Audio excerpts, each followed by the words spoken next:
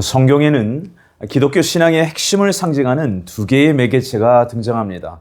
첫째는 우리가 잘 아는 십자가라고 하는 영어 크로스고요. 둘째는 보좌라고 하죠. throne이라고 영어로 말하는데 우리에게 이 보좌가 익숙하지 않는 이유는 하나님의 보좌는 우리가 눈으로 볼 수 없는 3층천에 계신 하나님을 묘사할 때 주로 나타난 표현이기 때문에 그렇습니다. 자, 중요한 건 이 두 개의 매개체를 통해 주님께서는 우리 신앙을 위한 중요한 메시지를 전달하신다는 것이죠. 십자가를 통해서는 희생의 메시지, 또 보좌를 통해서는 통치라는 메시지를 전달해 주고 계십니다. 자, 그렇다면 여러분 전혀 반대되어 보이는 십자가와 보좌, 전혀 반대되는 개념인 희생과 통치, 이 두 개의 메시지를 한 몸으로 품고 계신 분은 과연 누구일까요? 우리는 그분을 우리의 구세주와 또 만왕의 왕으로 우리가 믿고 있는 사랑하는 예수 그리스도이십니다. 오늘은 그 예수님의 어떠하심을 통해 우리를 향한 주님의 마음, 또 이 마지막 때를 향한 성도의 사명은 과연 무엇인지를 더 깊이 깨닫는 시간을 갖기를 원합니다. 흥미로운 사실 하나는 성경이 일어난 주님의 두 역설적인 정체성을 동물로서 또한 상징하기도 했죠. 오늘 저와 여러분이 읽은 이 요한계시록 5장 12절에 보면 희생당한 어린 양으로 표현되고요. 또 계시록 5장 5절에 보면 동물의 왕인 사자란 모습으로 표현되고 있음을 볼 수 있습니다. 유다 지파의 사자. 자, 그렇다면 이 두 반대되는 모습을 통해 우리 주님께서는 오고는 모든 성도들에게 과연 무엇을 강조하고자 하셨던 걸까요? 사실 오늘 본문 요한계시록 5장의 내용을 제대로 이야기해서는 바로 앞장인 계시록 4장의 내용을 잠시 복습할 필요가 있습니다. 왜냐하면 4장과 5장은 같은 하늘의 천상에 보좌가 있는 삼층천의 모습을 그리고 있는데요. 계시록 4장에 하나님 아버지를 중심으로 이야기가 전개된다면 계시록 5장은 예수 그리스도, 어린 양 예수 그리스도를 중심으로 이야기가 전개된다는 차이점이 있습니다. 자, 이 천상의 그 보좌의 룸이라고 하죠. 보좌가 계시는 곳. 거기 보면 첫째, 하늘의 보좌 주변에 가장 가까이 존재하는 천사가 등장합니다. 바로 날개 6개가 달린 네 생물이라 불리는 바로 그 독특한 천사인데요. 이들에 대한 설명은 나중에 따로 설명드리기도 하겠습니다. 둘째는 바로 보좌의 네 생물 말고 또 24장로라는 특별한 존재들이 성경에 소개되고 있습니다. 그 24장로들의 특징이 무엇일까요? 성경은 자신들의 영광의 멸관까지 하나님 아버지께 드리며 하나님을 경배하는 모습을 바로 계시록 4장에서 보여주었죠. 반면 계시록 5장은 바로 죽임당하신 어린 양으로 나타나신 예수님, 바로 죽임당한 어린 양의 부활의 예수님을 중심으로 다시 한번 네 생물과 또 24장로들과 한 걸음 더 나아가서 수천 수만의 천사들이 이번에는 소개되고 있습니다. 그리고 한결같이 그들 역시 한 마음과 한 뜻으로 찬양과 경배를 드리는 모습을 오늘 배경으로 소개하고 있습니다. 자, 그렇다면 이러한 배경 하에서 계시록 5장은 어떤 사건이 가장 먼저 진행되고 있는 걸까요? 계시록 5장 1절의 말씀 한번 같이 읽겠습니다. 내가 보매 보좌에 앉으신 이의 오른손에 두루마리가 있으니 안팎으로 썼고 7인이 봉하였더라. 아멘. 우리가 주목할 첫째 장면은 보좌에 앉으신 아버지 하나님의 오른손이 하이라이트 되면서 그 손에 무언가가 들려있다는 것을 성경이 강조하고 있다는 거죠. 바로 두루마리입니다. 그런데 한 가지 문제가 있습니다. 이 두루마리가 보통 두루마리가 아니라는 것입니다. 일반적이지 않은 아주 특별한 특징을 보이는 두루마리. 그 두루마리의 첫 번째 특징은 성경은 두루마리 안팎으로 글이 가득하게 써졌다 이렇게 기록하고 있습니다. 무슨 뜻일까요? 두루마리에 써진 내용이 무척이나 중요하다는 것을 의미하고 또 두루마리의 내용 자체가 이제는 더 이상 보태지 않을 만큼 충분한 또 충만한 내용이 기록되어 있다는 것을 상징한다겠습니다. 둘째, 두루마리의 특징은 7인으로 봉하여졌다라는 독특한 특징인데요. 보통은 여러분 1개 또는 2개의 인장을 찍습니다. 그런데 이렇게 7개까지 인장을 찍었다는 것은 이 두루마리가 무척이나 중요하고 독특하다는 것을 상징하는 거겠죠. 왜냐하면 성경에 나오는 7이라는 숫자는 언제나 완전수 또는 완성수 또는 거룩한 하나님의 질서를 의미할 때 7이라는 숫자가 개입되죠. 예를 들면 이것입니다. 여러분, 천지창조가 며칠 동안 이루어진 사건일까요? 많은 사람들은 6일이라고 생각하지만 6일 동안 천지를 하나님께서 창조하시고 7일째 안식하셨다라고 해서 그 처음부터 끝까지 알파와 오메가 되신 하나님의 시작과 마침의 사역을 통틀어서 7이라는 숫자로 천지 창조를 소개하고 있죠. 마치 그것처럼 이 두루마리에 몇 개의 인장? 7개의 인장이 있다는 것은 어떤 하나님의 독특한 뜻이 거기에 담겨 있다는 것을 힌트합니다. 또 한 걸음 더 나아가 이 계시록에 써진 계시록 2장과 3장에 보면 소아시아 교회 7개 교회를 소개하는 것을 볼 수 있죠. 그리고 그 7개 교회를 통해서 오고 오는 모든 세대의 교회를 대표하는 바로 그런 상징적인 의미가 7이라는 숫자를 통해서 7교회로서 표현되고 있는 것도 볼 수 있습니다. 자, 그렇다면 과연 7개의 인으로 쉴드 쳐져 있는 이 닫혀있는 문서에 담긴 그 구체적인 내용은 무엇일까요? 사랑하는 성도 여러분, 때때로 성경 66권을 보게 되면요, 어떤 이해되지 않는 내용이 나올 때가 많습니다. 그런데 그것에 대해서 올바른 해석을 위해서 성경은 다른 성경책에 놀랍게도 그 해답을 제시한 경우가 종종 있습니다. 사실 오늘 읽은 계시록 5장에는 이 두루마리의 정체가 속시원히 밝혀져 있지 않습니다. 그렇지만 하나님께서는 그 내용이 뭔지에 대해서 다른 성경책을 통해서 바로 구약 성경 에스겔서 2장 9절로 10절에 바로 이 두루마리의 내용이 뭔지를 다음과 같이 힌트하고 있습니다. 우리 함께 에스겔서 2장 9절로 10절의 말씀 한번 같이 읽어볼까요? 내가 보니 보라, 한 손이 나를 향하여 퍼지고 보라, 그 안에 두루마리 책이 있더라. 그가 그것을 내 앞에 펴시니 그 안팎에 글이 있는데 그 위에 애가와 애곡과 재앙의 말들이 기록되었더라. 애가와 애곡과 재앙의 말들. 어떻게 보면 두루마리의 내용이 바로 이와 같은 내용이, 즉 심판의 내용이 있음을 힌트하고 있습니다. 여러분, 에스겔서 말고 다니엘서 8장과 12장에도 이런 내용이 기록되어 있습니다. 8장 19절, 다니엘서 12장 4절 9절의 내용 함께 같이 읽겠습니다. 이르되 진노하시는 때가 마친 후에 될 일을 내가 내게 알게 하리니 이 환상은 정한 때 끝에 관한 것이니라. 아멘. 다니엘서 12장 4절 9절. 다니엘아, 마지막 때까지 이 말을 간수하고 이 글을 봉함하라. 많은 사람이 빨리 왕래하며 지식이 더하리라. 그가 이르되 다니엘아 갈지어다. 이 말은 마지막 때까지 간수하고 봉함할 것이니라. 아멘. 이 두 구절은 두루마리의 내용이 어느 때에 풀어지는 내용이라고 말씀하나요? 마지막 때입니다. 그런데 성경에서 말씀하는 마지막 때의 정의에 대한 이해는 약간의 차이가 좀 있습니다. 보통 마지막 때라고 하면, 즉 종말을 의미하는 이 단어가 넓게 보면 예수님의 십자가 사역부터 주님이 재림하시기까지 바로 그 전 구간을 종말로 보는 경우가 일반적입니다. 하지만 내용에 따라서는 어떤 한 시점을 강조하기도 하죠. 즉 구간의 마지막인 예수님의 재림, 바로 그 사건의 직전과 직후에 특별한 시점을 강조할 때 바로 이 마지막 때 또는 종말로 표현되기도 하죠. 하지만 다니엘서에서 말한 마지막 때는요, 바로 예수님의 재림 사건의 그 시점, 재림 직전의 상황화를 강조하는 것으로 보입니다. 그 이유를 설명드리자면 다음과 같습니다. 여러분, 올해가 몇 년도일까요? 2024년입니다. 그런데 사실 다니엘서가 쓰여진 해는 BC 167년경에 쓰여졌다고 추정하지요. 그러니까 다니엘서는 약 지금으로부터 2200년 전에 쓰여진 예언서라는 것이죠. 그런데 다니엘서 12장 4절 후반부에 보니까 마지막 때가 어떤 시점의 마지막 때인지를 알려주는 두 가지 굉장히 독특한 특징을 표현하는 단어를 사용하였습니다. 많은 사람이 빨리 왕래하며 지식이 더하리라. 많은 사람이 빨리 왕래하며 지식이 더하리라 라는 독특한 내용입니다. 여러분, 세계 미래 보고서의 내용을 보니까 놀랄만한 사실이 기록되어 있었습니다.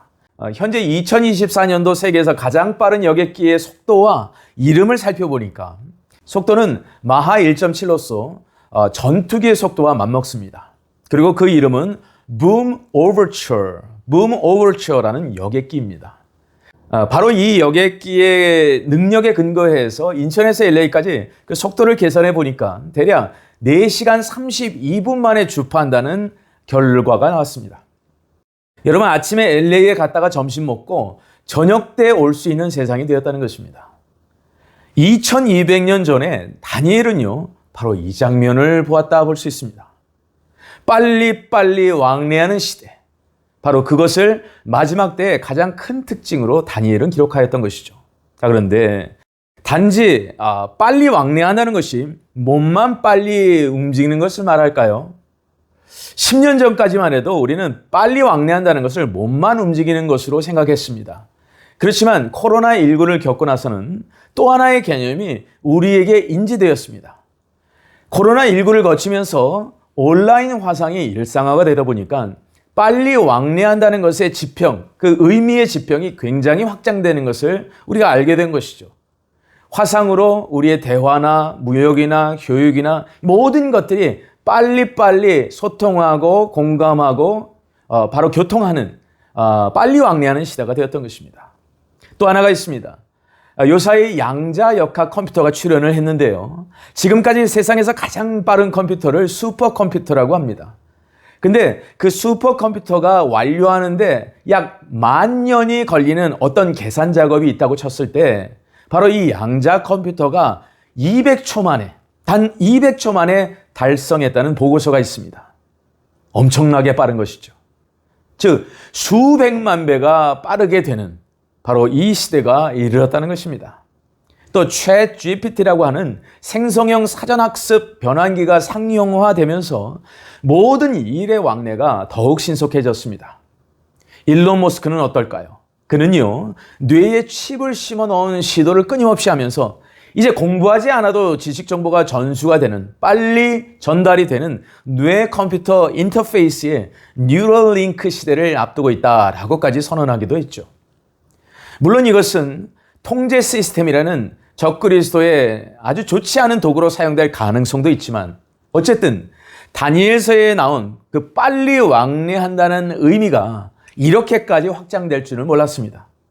자, 이런 것을 종합해 볼 때 우리는 지금 무슨 시대를 살고 있다고 단언할 수 있을까요? 그렇습니다. 우리는요, 지금 마지막 때를 살고 있는 것입니다. 하지만 우리 성도들이 주목할 것은 바로 이러한 어떤 세상적인 과학적인 뉴스에 몰두하면 안 됩니다. 왜냐하면 성경에는, 즉 이 예언을 하신 실질적인 다니엘서의 저자이신 하나님께서는 바로 이 본문, 빨리 왕래한다는 이 시대적인 특징을 강조하는 것이 아니라 더 강조한 것이 있었다는 것이죠. 바로 같은 본문, 같이 연속된 구절에 이런 말씀이 등장하고 있습니다.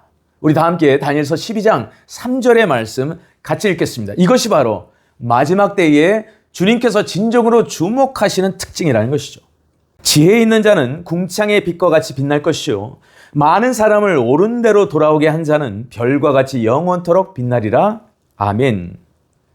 마지막 때를 예언한 다니엘서 12장 4절 바로 전에 다니엘서 12장 3절에서 마지막 때에도 하나님께서 가장 주목하는 시선은 빨리 왕래하는 환경이 아니라 사람이라고 강조하고 계십니다. 그리고 그들을 가리켜 지혜 있는 자라고, 또 많은 사람을 옳은 대로 돌아오게 한 자라고 말씀하고 계시죠. 사랑하는 성도 여러분, 성경이 반복하고 또 반복해서 지혜 있는 자를 정의하는 가장 탁월한 정의가 무엇인지 아십니까? 여호와를 경외하는 자.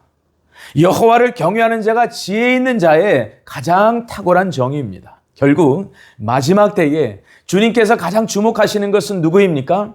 여호와를 경외하는 사람임을 믿으시기 바랍니다. 세상의 빠른 변화가 아닌 변함없이 하나님의 마음의 뜻과 생각을 주목하고 따라가고 그분의 마음을 기쁘시게 하면서 자신의 삶을 살아내는 하나님의 성도. 그가 바로 마지막 때에 하나님의 역사를 풀어내는 축복의 통로라는 사실을 믿으시기 바랍니다. 자, 그렇다면 오늘 본문에 그 인을 떼는 자는 과연 누구일까요? 계시록 5장 2절로 5절의 말씀 한번 같이 읽겠습니다. 또 봄에 힘있는 천사가 큰 음성으로 외치기를 누가 두루마리를 펴며 그 인을 떼기에 합당하냐 하나 하늘 위에나 땅 위에나 땅 아래 능히 그 두루마리를 펴거나 보거나 할 자가 없더라. 그 두루마리를 펴거나 보거나 하기에 합당한 자가 보이지 아니하기로 내가 크게 울었더니 장로 중에 한 사람이 내게 말하되 울지 말라. 유다 지파의 사자 다윗의 뿌리가 이겼으니 그 두루마리와 그 7인을 떼시리라 하더라. 아멘. 사랑하는 여러분, 이제 성령께서 영광스러운 하늘의 보좌와 아버지 하나님과 또 24장로까지 사도 요한에게 보여주신 후에 두루마리가 열리는 순간을 이제 말씀하고 있습니다. 아마 이 순간 요한은 굉장히 흥분되고 감격해서 말할 수 없는 기대가 있었을 것입니다. 왜냐하면 두루마리는 하나님의 최종적 심판과 최종적 구속 계획의 완성을 위해서 가장 중요한 일이었기 때문에 반드시 펼쳐져야 마땅했습니다. 이유가 있습니다. 사도 요한은 지금 어느 시대를 살고 있는가? 도미티아누스 황제, 즉 쉽게 말하면 기독교가 가장 극심하게 박해를 받는 상황을 살고 있었던 요한이었습니다. 그 시대를 살고 있었어요. 그런데 그가 하나님의 은혜로 천상에 와서 이렇게 주님의 위로를 받을 줄 알았는데 또 그것을 기대했는데 갑자기 다니엘서부터 예언을 받았던 그 소망이 좌절되는 더 절망적인 상황을 눈앞에 둔 것입니다. 두루마리를 뗄 사람이 없다는 그 사실 앞에. 그래서 요한은 울기 시작했던 거예요. 바로 그때 24장로가 울고 있는 사도 요한을 향해서 독특하게 이런 말씀을 하고 있습니다. Don't cry, don't cry. 사도 요한아, 울지 말라, 울지 말라. 사랑하는 여러분, 어쩌면 바로 이 장면은 계시록 5장이 오늘을 살아가는 저와 여러분에게 전달해주는 가장 현실적인 영적 레슨이 아닌가 싶습니다. 왜냐하면 사도 요한은요, 하나님의 나라와 그의 의가 지연되는 그 상황을 보면서 즉 시대를 끌어안고 살아가는 사도 요한이었기 때문에 그 시대의 해결책이 될 하나님의 역사가 풀어지지 않는 상황들을 보면서 눈물을 흘릴 수 있었다는 거예요.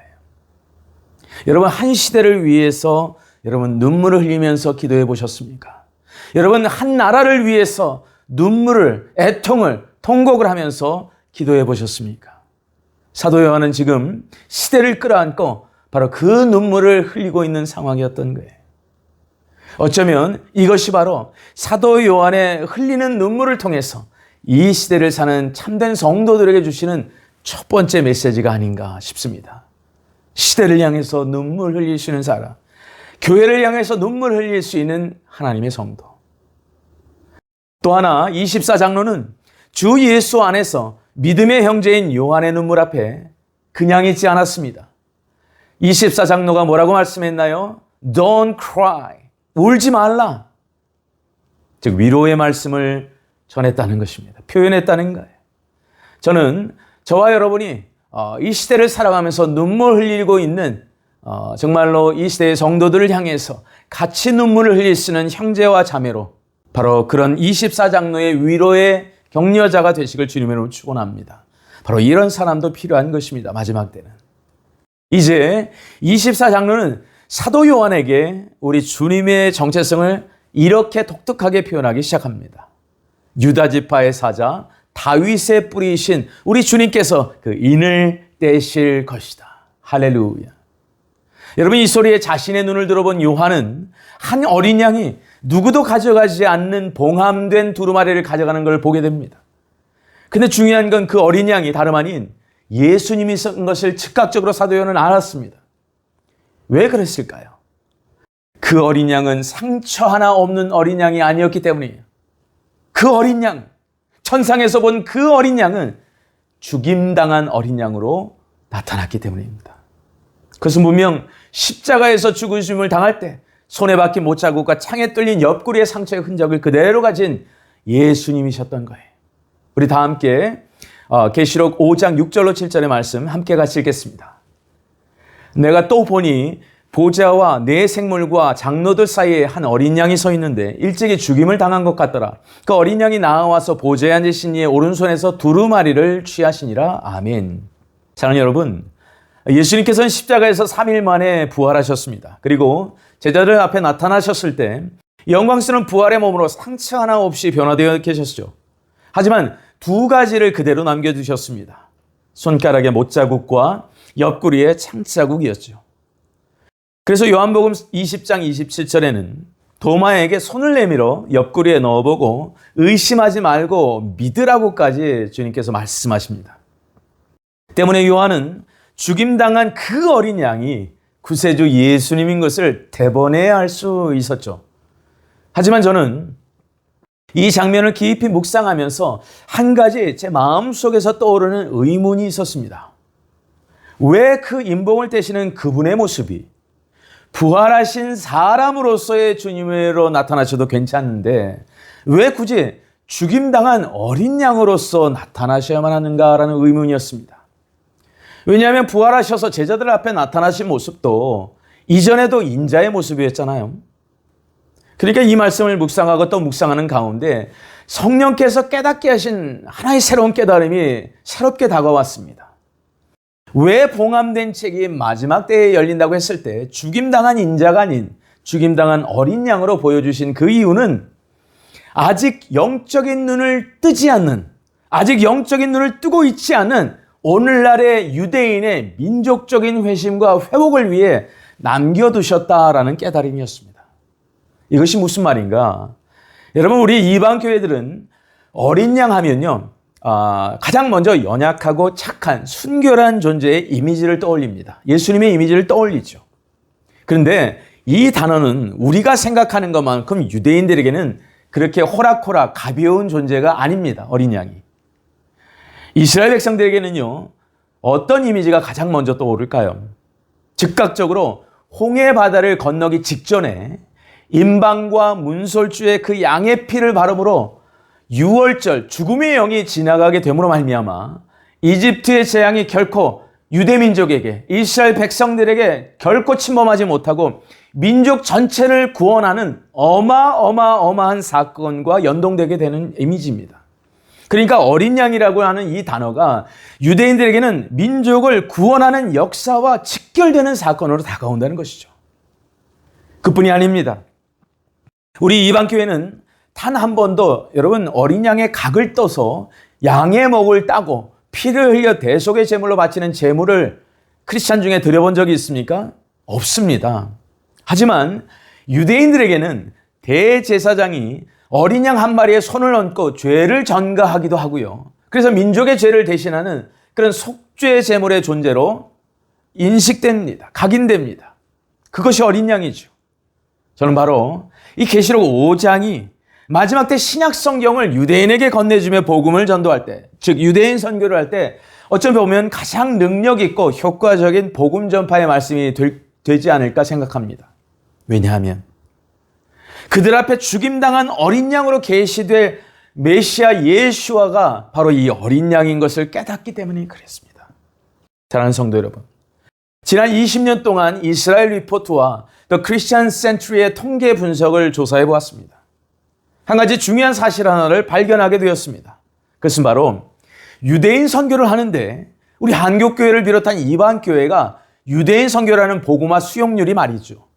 메시아는 유대인, 즉 문화적으로 절기를 지키고 샤반 예배까지 드리며 민족적인 공통성을 유지하는 가운데 그럼에도 불구하고 예수 그리스도를 그들의 메시아로 영접한 분들을 우리는 메시아닉 유대인 또는 메시아닉 주라고 표현합니다.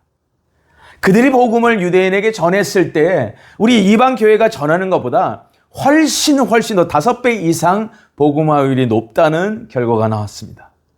이유가 뭘까요? 메시아닉 유대인들은 지금 현재 유대인들과 문화적, 종교적으로 공유된 배경하에 신앙생활을 하고 있습니다. 그들의 차이점이 있다면 메시아닉 유대인들은 삼위일체 하나님을 믿으며 예수님을 그들이 기다리고 있는 메시아로 인정하고 있다는 것이죠. 때문에 지난 20년 동안 이스라엘의 메시아닉 유대인의 수는 도전과 반대에도 불구하고 크게 증가했으며 문화적인 공통점이 유대교와 함께 있기 때문에 이방 교회가 유대인을 복음화하는 비율보다 복음 수용성이 훨씬 높다는 결과가 나왔습니다. 그것에 비해 이방인 교회는 열심은 있습니다. 그러나 여전히 십자군 원정으로 유대인들을 학살했던 과거, 또 근래에 홀로코스트로 학살했던 부정적인 인식 때문에 교회가 전하는 복음을 잘 수용하지 않는 여전히 마음 닫혀 있는 상태를 보곤 합니다. 시대가 바뀌었습니다. 시간이 지났습니다. 그렇지만 별로 그다지 유대인 복음화율이 변하지 않습니다. 무엇을 의미할까요? 우리는요, 선교적 전략을 바꿔야 할 필요가 있다는 것입니다. 메시아닉 유대인과의 연합을 통한 선교 전략으로의 적극적인 전환이 필요하다. 저는 현재 이것을 연구하고 있습니다. 자, 그런데 중요한 것은 이 죽임당한 어린 양을 바라보는 메시아닉 유대인의 시각도 거의 동일하다는 거예요. 왜? 메시아닉 유대인과 유대인은 같은 민족, 같은 문화, 같은 관습을 지금도 여전히 함께 지니고 가기 때문에 공통점이 많아요. 그리고 어린 양에 대한 개념 자체가 우리 이방교회가 생각하는 어린 양하고는 다를 수밖에 없다는 것입니다. 바로 이러한 시각 차이, 그토록 이스라엘의 구원과 회복의 말씀으로 인용했던 스가랴 12장 10절의 말씀을 이들은 더 깊은 차원으로 다시 보게 하실 것입니다.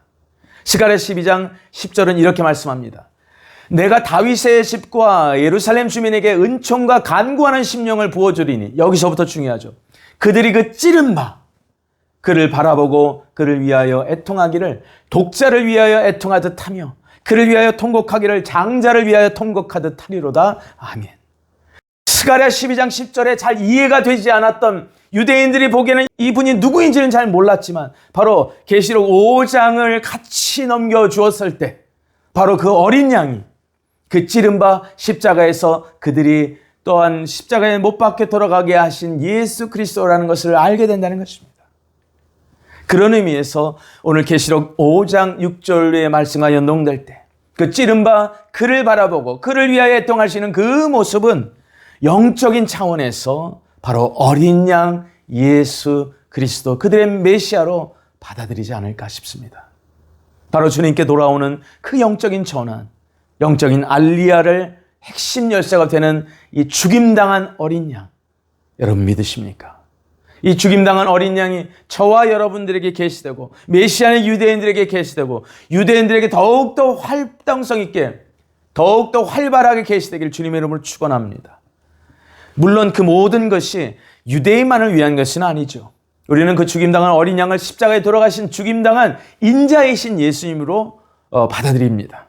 그리고 그 주님의 십자가의 구속은 열방을 포함한 모든 만물까지 포함하는 구원의 능력인 것을 오늘 본문이 소개하고 있습니다. 즉 유대인과 이방인뿐만 아니라 천하 만물도 그리스도 예수의 어린 양의 그 공로로서 말미암아 구원을 받게 된다는 것이죠.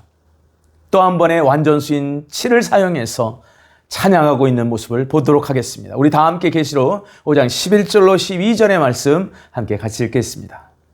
일찍이 죽임을 당하사 각 족속과 방언과 백성과 나라 가운데에서 사람들을 피로 사서 하나님께 드리시고 11절 내가 또 보고 들음에 보좌와 생물들과 장로들을 둘러서 많은 천사의 음성들이 있으니 그 수가 만만이요 천천이라 큰 음성으로 이르되 죽임을 당하신 어린 양은 능력과 부와 지혜와 힘과 존귀와 영광과 찬송을 받으시기에 합당하더라 하더라. 아멘. 계시록 5장 9절에 각 족속과 방언과 백성과 나라란 표현은 무엇입니까? 온 열방, 즉 세상의 모든 이방인들을 표현하는 관용어구입니다. 바로 어린 양 예수님은 유대인만이 아닌 이방인도 동등하게 그분의 보혈의 피로 구속하셨음을 나타내고 있죠. 또한 11절과 12절은 인간만이 아닌 수많은 하나님의 창조물들도 죽임당한 어린 양의 하신 그 구속의 사역을 찬양하기 시작합니다. 죽임을 당한 어린 양은 능력과 부와 지혜와 힘과 존귀와 영광과 찬송을 받으시기에 합당하도다. 할렐루야. 아멘. 사랑하는 성도 여러분, 합당하다는 말은 영어로 worthy라고 합니다. 그런데 예배에 해당하는 영어 단어가 무엇인지 아십니까? worship입니다. 비슷하죠? 그런데 worship은요, 사실은 두 단어의 합성어입니다. 즉, worth라는 단어와 ship이라는 단어의 합성어입니다. 그런데 worth의 뜻은 가치라는 뜻이고 영어 ship의 뜻은 상태 또는 자격을 의미합니다. 그래서 worthship이란, 즉 worship이란 어떤 분께 가치를 부여하고 존경을 표하는 행위, 그것이 예배라는 거예요. 사랑하는 성도 여러분, 능력과 부와 지혜와 힘과 존귀와 영광과 찬송을 받으시기에 합당하다는 바로 그 진정한 찬양의 주체가 누구라고 말씀합니까? 그렇습니다. 천상에서 울려 퍼지는 어린 양 예수 그리스도이신 것을 믿으시기 바랍니다.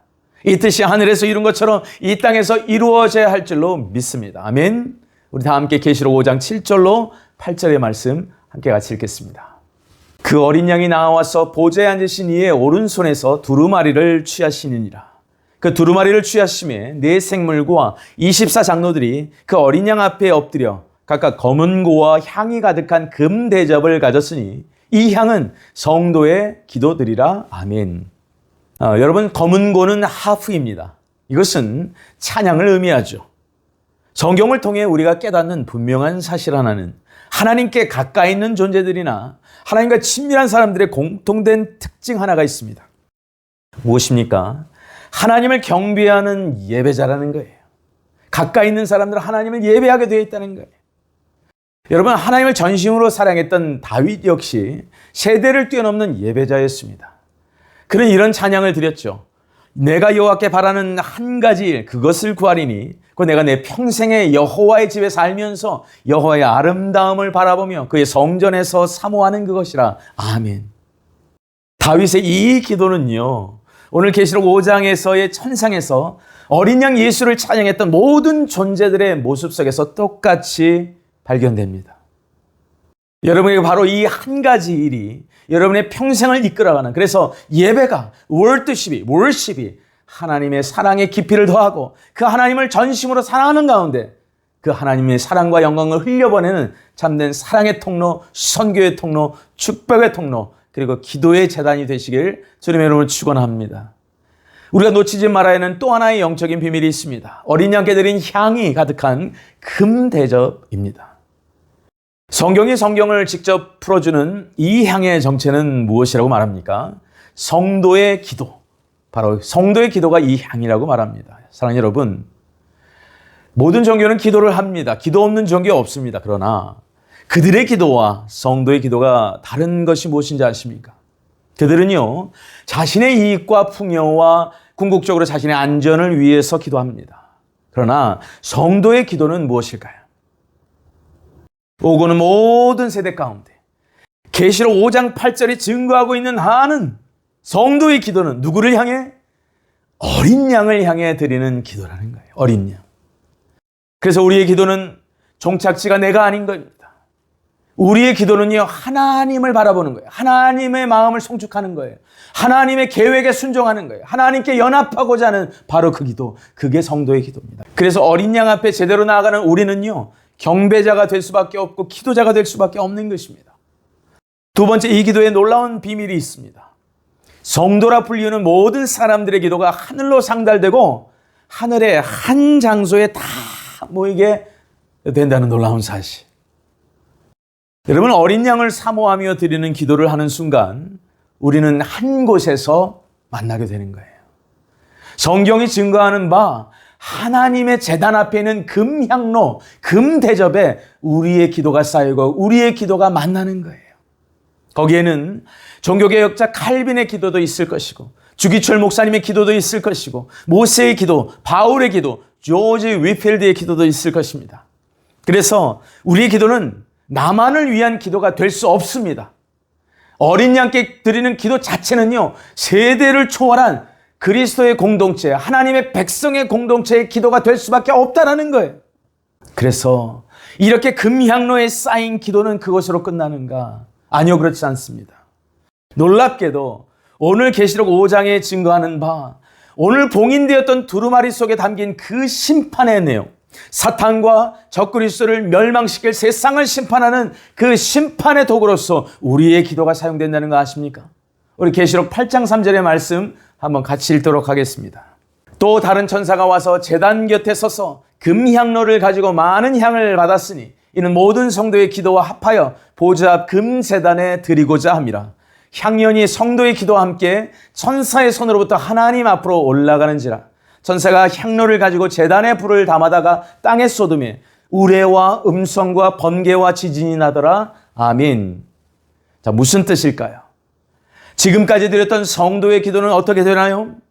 봉인되었던 두루마리 속에 담긴 내용의 비밀처럼 그 기도가 세대를 뛰어넘어 계속해서 만나고 쌓이고 쌓여오다가 어느 순간 그 마지막 때에 하나님의 보좌 앞에 있는 제단 위에 불과 합쳐져서 이 땅을 심판하는 심판의 도구로 사용된다는 것입니다.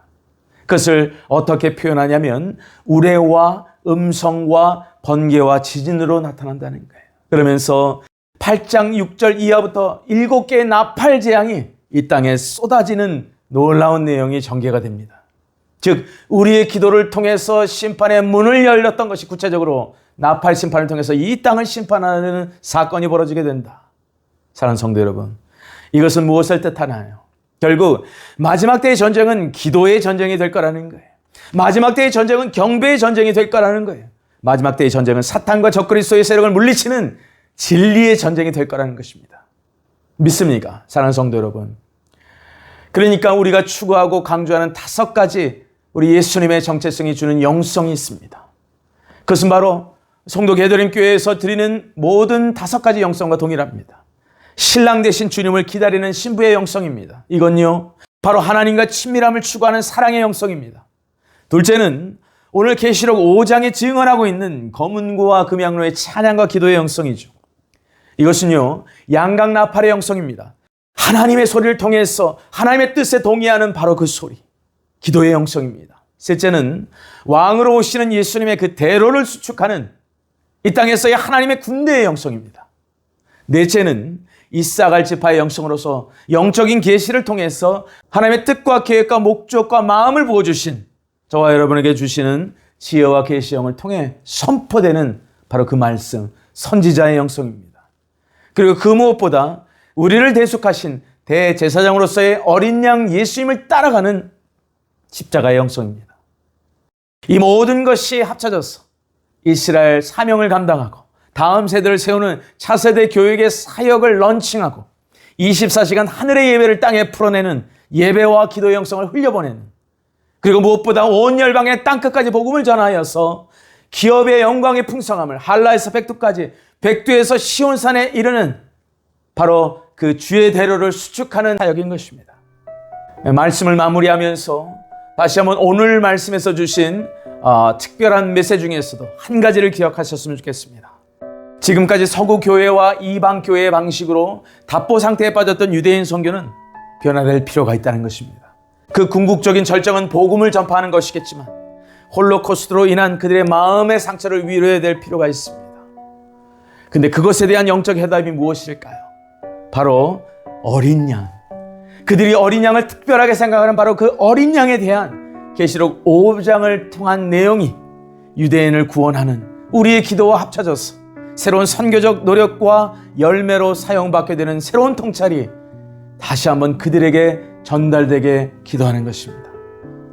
오늘 말씀을 생각하실 때에 혹 여러분 마음에 던진 진리의 소리가 무엇입니까? 혹 찬양받기 합당하신 어린 양 예수님을 위한 여러분의 예배가 다시 회복되길 원하십니까? 아니면 식어버린 나의 기도가 다시 한번 믿음의 선진들과 만날 수 있는 기도로서 금향로에 올려드리는 참된 기도의 향이 회복되길 원하십니까? 혹은 다시금 열방의 선교, 특별히 유대인의 복음화 이스라엘의 회복을 위한 나의 헌신의 영역을 다짐하길 원하십니까? 혹은 주의 다시 오실 길을 예비하는 믿음의 다음 세대를 이끄는 교육의 영역에서 영적인 도약을 원하십니까? 이 마지막 때에 기도로서 어린 양께 다짐하십시오. 우리의 인생은 어린 양 예수 안에 있을 때 참된 가치와 의미와 행복은 가능해지는 것이다. 이 말씀에 동의하십니까? 그렇다면 오늘 이 시간 다시 한번 우리 다 함께 어린 양 예수 그리스도를 한번 부르짖고 기도하도록 하겠습니다. 함께 기도합니다.